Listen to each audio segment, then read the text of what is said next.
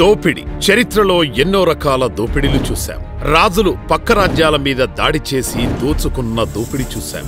గజ దొంగలు ఊర్లో మీద పడి గ్రామాలు దోచుకున్న దోపిడీ చూశాం. తర్వాత కాలంలో పేదల కష్టాలు దోచుకున్న జమీందారులను, దొరలను చూశాం. ప్రజాసేవ పేరుతో ప్రజల సొమ్మును దోచుకున్న నాయకులను చూశాం. ప్రపంచవ్యాప్తంగా ఎంతో మంది రాజకీయ నాయకులు చేసిన రకరకాల దోపిడీలు చూశాం.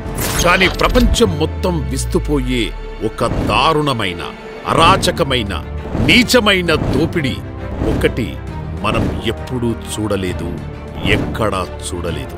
అదే వైసీపీ ప్రభుత్వంలో జగన్ మాఫియా చేసిన లిక్కర్ మాఫియా దోపిడీ. కనీస పాపభీతి అయినా లేకుండా చేసిన ఈ లిక్కర్ మాఫియా చూసి ప్రపంచం మొత్తం అవాక్కైంది.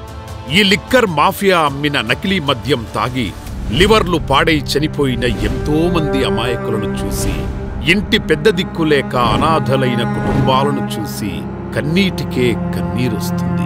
అసలు ఈ లిక్కర్ మాఫియా ఎక్కడా ఎప్పుడు మొదలైంది అంటే, ఎన్నికలకు ముందు జగన్మోహన్ రెడ్డి సంపూర్ణ మద్యపాన నిషేధం చేస్తానని ప్రజలకు హామీ ఇచ్చాడు.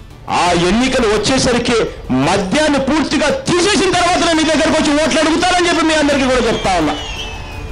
మాట తప్పను మడం తిప్పను అన్న మాట ప్రకారం సంపూర్ణ మద్యపాన నిషేధం చేయలేదు గాని ప్రభుత్వానికి సంపూర్ణ మద్యపాన ఆదాయ నిషేధం విధించాడు. జగన్ నకిలీ మద్యం తాగి సమిధలైన వారి సమాధుల మీద పునాదులు వేసుకుని నకిలీ మద్యంతో చేసిన అక్రమ సంపాదనతో ఎన్నో రాజమహళ్లు కట్టుకున్నాడు. హైదరాబాద్ జూబ్లీ హిల్స్ లో విజయసాయిరెడ్డి ఇంట్లో సూత్రధారి ఆదేశాలతో మొదట ఈ నకిలీ మద్యం మాఫియా కుట్రకు బీజం పడింది. ఇందులో రాజ్ కసిరెడ్డి, అవినాష్ రెడ్డి తండ్రి భాస్కర్ రెడ్డి, విజయభాస్కర్ రెడ్డి తదితరులు పాత్రదారులు. మద్యం కుంభకోణానికి ఫ్యాక్షనిజం జోడించి అవినాష్ రెడ్డి తండ్రి భాస్కర్ రెడ్డికి సన్నిహితుడైన హనుమంత్ రెడ్డిని రంగంలోకి దింపారు. హనుమంత్ రెడ్డి మద్యం కంపెనీ ప్రతినిధులను, డిస్టిలరీ డిస్ట్రిబ్యూటర్లను తుపాకీతో బెదిరించి చాలా కంపెనీలను తన బినామీల పేరు మీద మార్చుకున్నారు. ఈ మొత్తం బెదిరింపులు రాజ్ కసిరెడ్డి, మిథున్ రెడ్డి, అవినాష్ రెడ్డి, విజయసాయిరెడ్డి, చెవిరెడ్డి భాస్కర్ రెడ్డి కనుసన్నల్లో జరిగాయి. వైసీపీ మాఫియా ప్రభుత్వానికి భయపడి భారీగా ముడుపులివ్వడానికి ఒప్పుకున్న కొన్ని కంపెనీల నుండి భారీ ముడుపులు వసూలు చేశారు. 2015లో కిరణ్ కుమార్ రెడ్డి డీకార్డ్ లాజిస్టిక్ కంపెనీని ప్రారంభించాడు. మొదట ఫ్లిప్కార్ట్ సరుకులు డెలివరీ బాధ్యతలు మాత్రమే చేసే ఆ కంపెనీని తర్వాత మద్యం మాఫియా కార్యకలాపాలలోకి ప్రవేశపెట్టారు. ఈ లాజిస్టిక్ కంపెనీ ఇతర సేవల రూపంలో డిస్టిలరీ నుండి ముడుపులు వసూళ్ల కోసం కొన్ని డొల్ల కంపెనీలు సృష్టించారు. డిస్టిలరీల నుండి వచ్చే ముడుపులు నగదును అక్రమంగా రవాణా చేయడం, చేర్చడంలో కిరణ్ కుమార్ రెడ్డి కీలక పాత్ర వహించారు.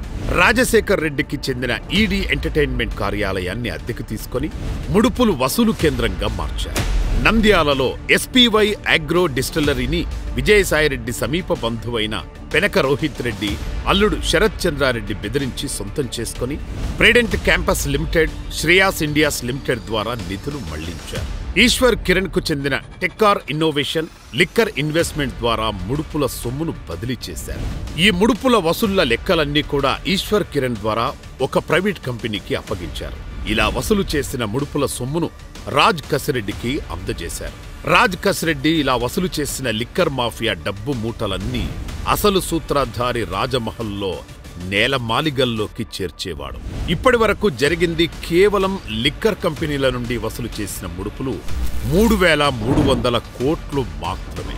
అసలు జగన్ ప్రభుత్వంలో జరిగిన ఘోరమైన లిక్కర్ మాఫియాలో దోచిన 99,000 కోట్లలో ఇది కొంత భాగం మాత్రమే. ఈ లిక్కర్ కంపెనీ నుండి వచ్చే ముడుపులకు తృప్తి చెందని అసలు సూత్రధారి అసలు నకిలీ మాఫియాకి తెరలేపారు. అసలు రెగ్యులర్ మందు బ్రాండ్లను బ్యాన్ చేసి స్పిరిట్లో రకరకాల రంగులు కలిపి రకరకాల బ్రాండ్ల పేరు మీద రకరకాల మద్యం బాటిల్స్ తయారు చేసి ఆ మద్యాన్నే ప్రజలకు అమ్మారు. ఈ నకిలీ మద్యం అమ్మకాలు ప్రభుత్వ లెక్కల్లోకి రావు. ప్రభుత్వ లెక్కల్లో ఒక మద్యం షాప్కి ప్రభుత్వం ఆమోదించిన 100 బాటిల్స్ పంపితే ప్రభుత్వ లెక్కల్లోకి రాని 40 నకిలీ మందు బాటిళ్లు పంపారు. ఎన్ని రోజులైనా ఈ 40 బాటిల్స్ మాత్రమే అమ్మాలని మద్యం షాపులో పనిచేసే వాళ్లకు ఆర్డర్లు జారీ చేశారు. పల్లి బఠానీ, పూలు, అరటి పండ్లు అమ్ముకునే పేద వ్యాపారస్తులు కూడా యూపీఐ ద్వారా ఆన్లైన్ ట్రాన్సాక్షన్స్ తో వ్యాపారం చేస్తుంటే జగన్ ప్రభుత్వంలో మద్యం షాపుల దగ్గర మాత్రం యూపీఐ లేకుండా నేరుగా క్యాష్ రూపంలో వ్యాపారం చేసింది. ఇలా మద్యం షాపుల్లో నకిలీ మద్యం ద్వారా వచ్చిన డబ్బును ఊరికి ఒక ఏజెంటును నియమించి వారికి అందింపజేసి ఆ ఏజెంట్ల ద్వారా అసలు లిక్కర్ మాఫియా నాయకుడి అనుచరులకు అందేట్లు చేశారు. ఆ అనుచరులు హైదరాబాద్, తాడేపల్లి తదితర పట్టణాల్లో రకరకాల అపార్ట్మెంట్లు అద్దెకు తీసుకుని ఈ నకిలీ మద్యం దోపిడీ డబ్బు మొత్తం అందులో దాచి ఆ డబ్బును కొంత బంగారంగా మార్చి కొంత డబ్బును మనీ లాండరింగ్ ద్వారా విదేశాలకు తరలించి కొంత రియల్ ఎస్టేట్లో ఉంచి మిగిలిన మాఫియా డబ్బుని ఎన్నికల కోసం ఖర్చు చేసి అన్ని నియోజకవర్గాలకు పంపించారు. ఇలా అన్ని నియోజకవర్గాలకు డబ్బు పంపిణీ చేసే బాధ్యత చెవిరెడ్డి భాస్కర్ రెడ్డికి అప్పగించారు. కేవలం తన అధికార దాహం, తన దాహంతో నకిలీ మద్యం ద్వారా 1,00,000 కోట్లకు పైనే సంపాదించాడు ఆ కనికరం లేని కసాయి సూత్రధారి. ఆ స్పిరిట్తో చేసిన నకిలీ మద్యం తాగి 32,800 మంది అతి దారుణంగా మరణించారు. ఈ 32,800 మందిది జరిగినది సహజ మరణం కాదు. జగన్ జే బ్రాండ్స్ అని తన సొంత పరిశ్రమల ద్వారా ఉత్పత్తి చేసిన మందుని ప్రజలకి తెచ్చి ఎక్కువ రేట్లతో అమ్మి ప్రజల ప్రాణాలతో చెలగాటమైన ప్రభుత్వం అండి అది. చాలా మంది ఆ రోజు మహిళలు చూస్తే ఆ ప్రభుత్వంలో అందరూ అసలు భర్తలు తాగుడికి బానిసలై తెచ్చే సంపాదన తేక ఎంతో తల్లడిల్లిపోయారండి. లిక్కర్ మాఫియా ప్రధాన సూత్రధారి చేసిన దారుణ ప్రత్యక్ష హత్యలు. అంతేకాదు, ఇప్పటికీ నకిలీ మద్యం తాగి 1,00,00,000 మందికి పైగా ఆరోగ్యం చెడిపోయి దారుణమైన దౌర్భాగ్యాన్ని అనుభవిస్తున్న దీనావస్థలో ఉన్నారు. హద్దులు మీరిన ధనదాహంతో నాసిరకం మద్యం అమ్మిన సూత్రధారి చేసిన పాపానికి బలై మరణించిన అమాయక ప్రజలకు నివాళులు అర్పిస్తూ ఆ సైకో సూత్రధారికి సరైన శిక్ష పడాలని, నకిలీ మద్యం ద్వారా దోచిన సొమ్మును రికవరీ చేయాలని కోరుకునే ఎంతో మంది ప్రజలతో పాటు మేము కూడా కోరుకుంటున్నాం.